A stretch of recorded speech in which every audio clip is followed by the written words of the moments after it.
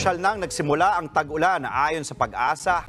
Dalawang bagyo nagbabanta sa ating bansa. Halos isang oras nag-brownout sa Luzon itong weekend. Hala, ako pati dito may brownout. Buti na lang, dumating na mystery item natin na swak para sa mga emergency situations na ganito.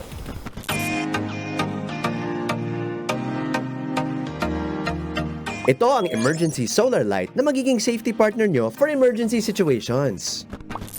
May built-in solar panel at hindi na kailangan ng kable para paganahin. Ibibilad lang sa araw ang panel light for 8 hours para makakuha ng full power capacity.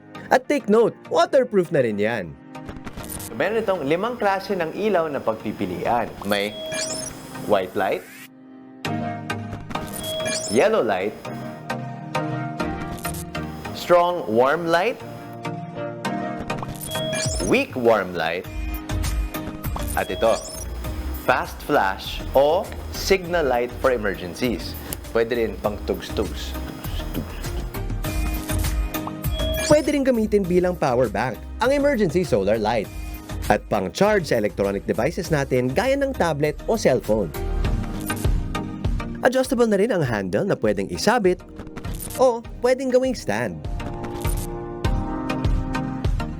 Kita nyo naman, may solar charger ka na, may ilaw ka na, may power bank ka pa. Amazing!